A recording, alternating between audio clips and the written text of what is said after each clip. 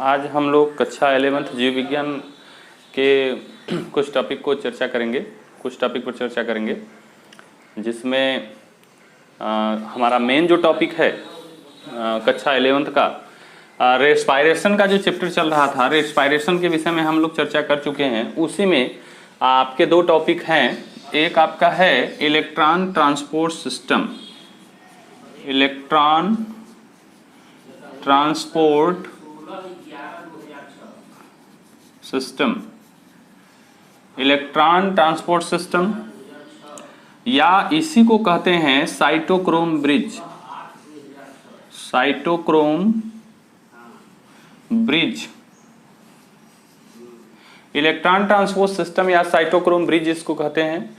और दूसरा जो टॉपिक हमारा होगा वो होगा fuel of life, fuel of life. अगर हम फ्यूल ऑफ लाइफ की बात करें तो ये फ्यूल ऑफ लाइफ, जीवन का ईंधन, ये है आपका ATP, एडिनोसिन ट्राइफॉस्फेट। तो हमारे आज हम लोग दो टॉपिक पर डिस्कस करेंगे, electron transport system, electron transport system या साइटोक्रोम ब्रिज। और हमारा सेकेंड टॉपिक होगा फ्यूल ऑफ लाइफ, और जो कि जीवन का ईंधन जिसको हम एडिनोसिन ट्राइफॉस्फेट कहते हैं, इस पर चर्चा करेंगे। तो सबसे पहले देख लेते हैं कि इलेक्ट्रॉन ट्रांसपोर्ट सिस्टम या साइटोक्रोम ब्रिज संपन्न कहाँ होता है। तो एक वर्ड आपको बता रहे हैं हम कि साइटोक्रोम जो ब्रिज है या इलेक्ट्रॉन ट्रांसपोर्ट सिस्टम है, ये माइटोकॉन्ड्रिया के ऑक्सीसोम पर संपन्न होता है। माइटोकॉन्ड्रिया के ऑक्सीसोम पर संपन्न होने वाला यह सिस्टम है इलेक्ट्रॉन ट्रांसपोर्ट सिस्टम या साइटोक्रोम ब्रिज। यह माइटोकॉन्ड्रिया के ऑक्सीसोम पर संपन्न होता है। तो आप लोग जानते हैं माइटोकॉन्ड्रिया सेल ऑर्गेनेल्स है, सेल का जिसको power house of the cell बोला जाता है, कोशिका का विद्युत गृह कहा जाता है। तो ऑक्सीसोम आप देखेंगे, oxysome, electron transport system oxysome पर होता है। तो थोड़ा सा ऑक्सीसोम के विषय में आप जान लीजिए। ये अंडाकार संरचना आपके सामने जो दिख रही है, माइटोकॉन्ड्रिया की संरचना बन रही है। ये माइटोकॉन्ड्रिया का जो संरचना है, इसकी आंतरिक दीवार, ये दोहरी दीवार की होती है। आंतरिक दीवार जगह जगह धंसकर अंगुली के समान ढेर सारी संरचना बनाती है, और इसी अंगुली के समान जो धसी हुई संरचना है, इस पर बल्ब के समान या टेनिस के रैकेट के आकार के ढेर सारे संरचना आप देख रहे हैं, जिनको ऑक्सीसोम कहा जाता है या F1 पार्टिकल्स इसको कहते हैं। ये आपका माइटोकॉन्ड्रिया का स्ट्रक्चर है, और इस पर ये आउटर सेल है, आउटर सेल, और ये इनर सेल है, आंतरिक दीवार। ये जो है इसको क्रिस्टी बोलते हैं, क्रिस्टी या क्रिस्टा कहते हैं इसको। इस पर टेनिस के बल्ब, टेनिस के रैकेट के आकार का या बल्ब के समान का संरचना, इसको कहते हैं ऑक्सीसोम, ऑक्सीसोम या F1 पार्टिकल, F1 पार्टिकल या ऑक्सीसोम। तो अगर हम आपसे वार्ता करें कि इलेक्ट्रॉन ट्रांसपोर्ट सिस्टम जो है, इलेक्ट्रॉन ट्रांसपोर्ट सिस्टम जो है वो या साइटोक्रोम ब्रिज जो है वो कहाँ पर संपन्न होता है, तो आप बताएंगे माइटोकॉन्ड्रिया के ऑक्सीसोम पर या F1 पार्टिकल पर इलेक्ट्रॉन ट्रांसपोर्ट सिस्टम संपन्न होता है या साइटोक्रोम ब्रिज संपन्न होता है। तो अब ये जब आपको इतना मालूम हो गया कि इलेक्ट्रॉन ट्रांसपोर्ट सिस्टम या साइटोक्रोम ब्रिज माइटोकॉन्ड्रिया के ऑक्सीसोम पर संपन्न होता है, तो ये संरचना के द्वारा मैंने आपको यहाँ पर बताया कि क्रिस्टी पर बल्ब के टेनिस के रैकेट के समान या बल्ब के समान जो संरचना है, इसको ऑक्सीसोम कहते हैं। इसी ऑक्सीसोम पर इलेक्ट्रॉन ट्रांसपोर्ट सिस्टम या साइटोक्रोम ब्रिज संपन्न होता है। तो अब इलेक्ट्रॉन ट्रांसपोर्ट सिस्टम या साइटोक्रोम ब्रिज है क्या, इसके विषय में हम लोग डिटेल चर्चा करते हैं। तो साइटोक्रोम ब्रिज, साइटोक्रोम जो ब्रिज है, साइटोक्रोम ब्रिज जो है माइटोकॉन्ड्रिया के ऑक्सीसोम पर संपन्न होता है। तो साइटोक्रोम ऑक्सीजोम पर संपन्न होता है। तो साइटोक्रोम जो होता है वो ब्रिज कैसे होता है इसके विषय में देख लेते हैं हम लोग।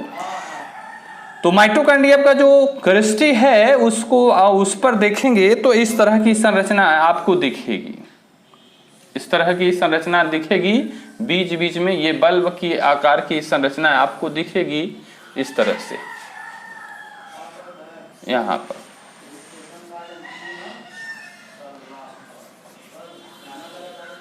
ये चीज देख लिए आप लोग। ये ऐसी संरचना जो इलेक्ट्रॉन ट्रांसपोर्ट सिस्टम या साइटोक्रोम ब्रिज है, ये जो साइटोक्रोम ब्रिज जो है वो ऑक्सीजोम पर संपन्न होता है। तो ऑक्सीजोम का एक संरचना आपके सामने यहाँ पर दिखाया गया है।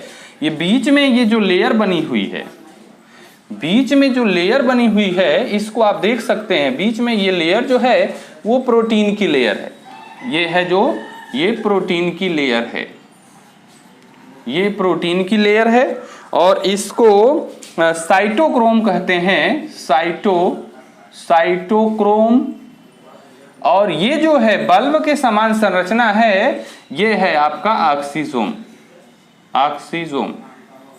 तो अगर हम बात करें इलेक्ट्रॉन ट्रांसपोर्ट सिस्टम की, अगर हम बात करें तो इलेक्ट्रॉन ट्रांसपोर्ट सिस्टम आपके सामने यहाँ पर मैंने बताया कि इलेक्ट्रॉन ट्रांसपोर्ट सिस्टम या साइटोक्रोम ब्रिज जो होता है वो माइटोकॉन्ड्रिया के क्रिस्टी पर बल्ब के समान ढेर सारी संरचना जिसको ऑक्सीजोम कहते हैं, इन्हीं ऑक्सीजोम पर संपन्न होती है। तो ऑक्सीजोम और साइटोक्रोम, ऑक्सीजोम के नीचे जो संरचना बनी हुई है ये आपका साइटोक्रोम है। एक साइटोक्रोम को दूसरे साइटोक्रोम को जोड़ने वाली प्रोटीन की लेयर होती है और ये बल्ब के समान जो संरचना है वो ऑक्सीजोम है। इसी पर साइटोक्रोम ब्रिज जो होता है वो चलता है, संपन्न होता है। तो अब ये साइटोक्रोम ब्रिज जो है उसको कैसे, यहाँ पर एक आपका सेलुलर स्ट्रक्चर मैंने दिया है। अब इसको देख लेते हैं कि किस तरह से ये बनता है। तो यहाँ पर आप देखेंगे कि NAD ये साइटोक्रोम है, साइटोक्रोम ब्रिज है। साइटोक्रोम ब्रिज के पार्टिकल्स हैं NAD, इसके बाद FAD और उसके बाद साइटोक्रोम B, उसके बाद साइटोक्रोम C, मैं साइट लिख रहा हूं SYT डैश देके, तो इसका पूरा नाम हो जाएगा cytochrome A, cytochrome B, cytochrome C और आपका ये होगा साइटोक्रोम A। अब ये साइटोक्रोम A, उसके बाद आपका है साइटोक्रोम A3, साइटोक्रोम A3। अब साइटोक्रोम A3 को हम लोग टर्मिनल ऑक्सीडेज कहते हैं, टर्मिनल ऑक्सीडेज। साइटोक्रोम A3 को टर्मिनल ऑक्सीडेज कहते हैं। और यहां पर ये इलेक्ट्रॉन ट्रांसपोर्ट सिस्टम की बात चल रही है, इलेक्ट्रॉन ट्रांसपोर्ट सिस्टम ETS। यहां से आप NADH2 से जल के अणु का विच्छेदन होता है, यहां पर जल के अणु का विच्छेदन होता है तो ये ऑक्सीजन बनता है और ऑक्सीजन बनता है साइटोक्रोम ब्रिज में। और यहां हाइड्रोजन आयन मुक्त होता है। तो ऑक्सीजन, जल के अणु के विच्छेदन से ही जल और ऑक्सीजन बनता है और हाइड्रोजन आयन यहां मुक्त होता है। तो अब यहां पर आप देखेंगे कि NAD FADH के बीच में ये जो साइटोक्रोम ब्रिज है, यहां पर एक ATP यहां बनता है, दूसरा साइटोक्रोम B और साइटोक्रोम C के बीच में एक ATP बनता है, ATP। और तीसरा जो है वो साइटोक्रोम A और साइटोक्रोम A3 के बीच बनता है। तो कहने का मतलब ये हुआ कि इलेक्ट्रॉन ट्रांसपोर्ट सिस्टम में 3 ATP बनते हैं। यहां पर आप सामने देख रहे हैं electron transport system, cytochrome bridge जिसको कहते हैं, वो माइटोकॉन्ड्रिया के ऑक्सीजोम पर संपन्न होता है। और ऑक्सीजोम पर जब संपन्न होता है तो उसमें 3 एटीपी बनते हैं, यानी ऊर्जा का मुख्य स्रोत जो है वह एडिनोसिन ट्राइफॉस्फेट है, जो कि इलेक्ट्रॉन ट्रांसपोर्ट सिस्टम के द्वारा एडिनोसिन ट्राइफॉस्फेट जो होता है वह ऊर्जा के रूप में मुक्त होता है। तो हम यह कह सकते हैं कि इलेक्ट्रॉन ट्रांसपोर्ट सिस्टम के द्वारा एडिनोसिन ट्राइफॉस्फेट, जो कि ऊर्जा का मुख्य स्रोत है, जिसको हम जीवन का ईंधन कहते हैं, वह मुक्त होता है। साइटोक्रोम A3 जो है इसको हम लोग टर्मिनल ऑक्सीडेज कहते हैं। साइटोक्रोम A3 को टर्मिनल ऑक्सीडेज कहते हैं। टर्मिनल ऑक्सीडेज इसलिए साइटोक्रोम A3 को कहते हैं क्योंकि यह वायुमंडलीय ऑक्सीजन को डायरेक्ट एक्सेप्ट करता है, वायुमंडलीय ऑक्सीजन को एक्सेप्ट करता है और नमी को अवशोषित करता है, इसलिए इसको हम लोग टर्मिनल ऑक्सीडेज कहते हैं। तो ये जो हमारा पहला टॉपिक था टर्मिनल इलेक्ट्रॉन ट्रांसपोर्ट सिस्टम। अब इसी का एक दूसरा रूप भी आप देख सकते हैं। इलेक्ट्रॉन ट्रांसपोर्ट सिस्टम को हम लोग एक दूसरे रूप में भी आप इसको दिखा सकते हैं, करके आप ऐसे लिख सकते हैं NaDH2 से NaD बना और फिर यहाँ पर FAD से FADH2, FAD से FADH2 बना। फिर जो है साइटोक्रोम B से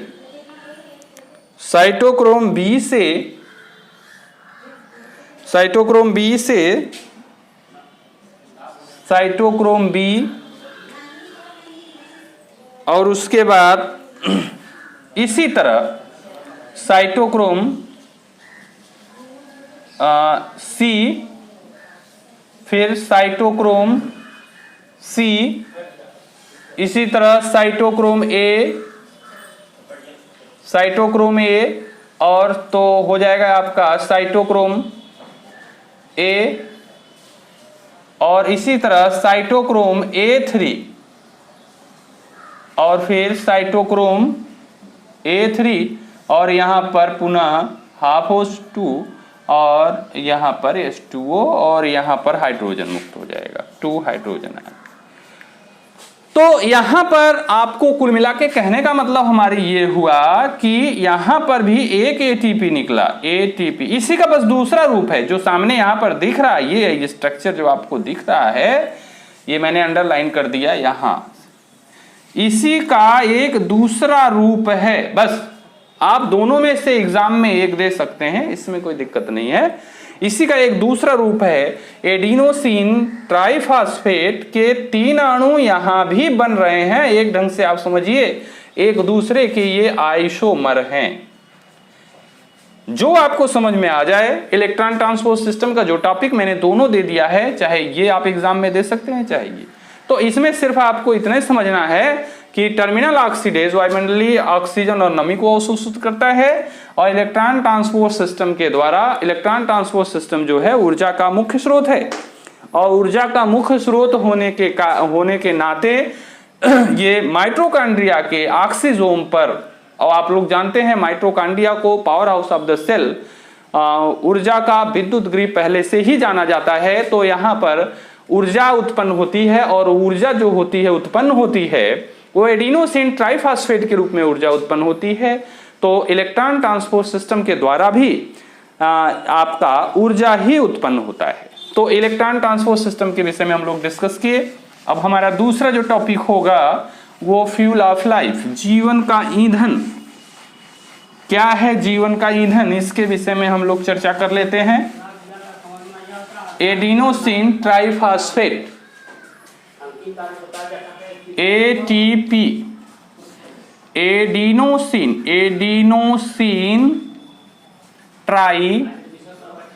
ट्राइफॉस्फेट, एडिनोसिन ट्राइफॉस्फेट। तो एडिनोसिन ट्राइफॉस्फेट जो है यह फ्यूल ऑफ लाइफ कहलाता है, फ्यूल ऑफ लाइफ।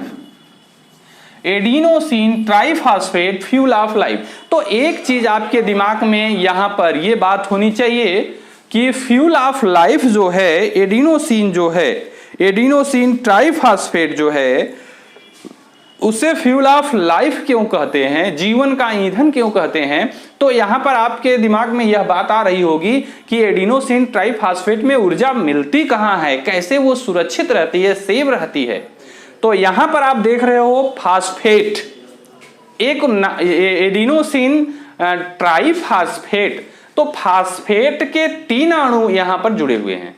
तो ये जब एक फास्फेट का अणु दूसरे फास्फेट के अणु से जुड़ा रहता है तो उनको संयोजित करने के लिए, फास्फेट अणुओं को संयोजित रखने के लिए ऊर्जा की आवश्यकता होती है। तो फास्फेट अणुओं के बीच जो बॉन्डिंग होती है, फास्फेट अणुओं के बीच जो बॉन्डिंग होती है उसमें यह एनर्जी सेव रहती है। और जब फास्फेट का अणु टूटता है तो जो एनर्जी होती है वो रिलीज होती है। तो कुल मिला के कहने का मतलब ये हुआ कि एडिनोसिन ट्राइफॉस्फेट में ऊर्जा जो सेव रहती है वो फास्फेट अणुओं के बीच जो बॉन्डिंग होती है उसमें सेव रहती है। तो हम देख लेते हैं एडिनोसिन ट्राइफॉस्फेट का पूरा स्ट्रक्चर किस तरीके से है। वैज्ञानिक थे के लोहमैन, ये वैज्ञानिक जो थे उन्होंने एडिनोसिन ट्राइफॉस्फेट को फ्यूल ऑफ लाइफ का जिक्र किया, कहा कि एडिनोसिन ट्राइफॉस्फेट जीवन का ईंधन के रूप में काम करता है। और इनका जो अध्ययन था 1932 में इन्होंने अध्ययन किया था। अब एडिनोसिन ट्राइफॉस्फेट का स्ट्रक्चर हम लोग देख लेते हैं कि फास्फेट के 3 अणु यहां पर हैं। तो फास्फेट के 3 अणु किस रूप में हैं इसको आप लोग देखिए। ये मैं एडिनोसिन ट्राइफॉस्फेट का स्ट्रक्चर बना रहा हूं। तो फास्फेट के अणु यहां पर कितने हैं, 3 हैं। और तीनों फास्फेट अणुओं के बीच एनर्जी जो सेव रहती है वो बॉन्डिंग के द्वारा सेव रहती है। और जब बॉन्ड ब्रेक करता है जब बॉन्ड ब्रेक करता है तो एनर्जी उनके अणुओं के बीच जो सेव रहती है, सुरक्षित रहती है, वह रिलीज होती है। वही ऊर्जा हमारे जीवन के लिए स्रोत होता है, ऊर्जा का स्रोत होता है। ये संरचना आपके सामने जो बनी हुई है एडिनोसिन ट्राइफॉस्फेट का है। ये आपका R जो है कोई एल्काइल ग्रुप है। यहाँ पर फास्फेट के अणु आप देख रहे हैं, एक फास्फेट यहाँ हो गया और दूसरा फास्फेट यहाँ हो गया, तीसरा फास्फेट ये है। अब विभिन्न प्रकार के परमाणुओं से, चाहे वो हाइड्रोजन से हो चाहे ऑक्सीजन से हो, वो बॉन्डिंग के द्वारा जुड़ा हुआ है वहां पर। और इन्हीं बॉन्ड जो बॉन्डिंग मैंने कहा बॉन्डिंग के द्वारा जुड़ता है उसी के बीच में ऊर्जा सुरक्षित रहती है। और जब बॉन्ड ब्रेक होता है तो ऊर्जा वहां से रिलीज होती है और जो जीवधारियों के लिए, जीवन के लिए ऊर्जा का कार्य करता है। तो एडिनोसिन ट्राइफॉस्फेट से ऊर्जा कैसे रिलीज होती है इसके विषय में हम आपको एक केमिकल स्ट्रक्चर के एक केमिकल रिएक्शन के द्वारा दिखा रहे हैं। तो यहाँ देखिए एडिनोसिन ट्राइफॉस्फेट, एडिनोसिन ट्राइफॉस्फेट जो है वह एटीपेज एंजाइम की उपस्थिति में, एटीपेज एंजाइम की उपस्थिति में एडिनोसिन ट्राइफॉस्फेट जो है, जिसको हम लोग जीवन का ईंधन कहते हैं, एटीपेज एंजाइम की उपस्थिति में एडिनोसिन डाइफॉस्फेट में टूटता है। एक फास्फेट का अणु निकलता है और जो कि आर्थोफॉस्फोरिक रूप में रहता है और 12 किलो कैलोरीज ऊर्जा रिलीज होती है। 12 किलो कैलोरी यानी एक फास्फेट, जब एडिनोसिन ट्राइफॉस्फेट एडिनोसिन डाइफॉस्फेट में टूटता है तो 12 किलो कैलोरी ऊर्जा रिलीज होती है। अब यही जो और इस 12 किलो कैलोरीज में 8 किलो कैलोरीज ऊर्जा जीवधारियों के द्वारा यूटिलाइज हो जाती है। 8 किलो कैलोरीज ऊर्जा जो होती है यूटिलाइज्ड हो जाती है, जीवधारियों के द्वारा उपयोग हो जाती है। अब यह एडिनोसिन डाइफॉस्फेट जो है, एडिनोसिन डाइफॉस्फेट एडिनोसिन मोनोफॉस्फेट में जब टूटता है तो 7 किलो कैलोरी जो ऊर्जा उत्पन्न होती है। यानी एडिनोसिन डाइफॉस्फेट जब एडिनोसिन ट्राइफॉस्फेट जब एडिनोसिन डाइफॉस्फेट में टूटता है तो 12 किलो कैलोरी ऊर्जा निकलती है, और एडिनोसिन डाइफॉस्फेट जब टूटता है तो 7 किलो कैलोरी ऊर्जा उत्पन्न होती है। और जब एडिनोसिन मोनोफॉस्फेट टूटता है, एडिनोसिन मोनोफॉस्फेट जब टूटता है वह टूटेगा एडिनोसिन में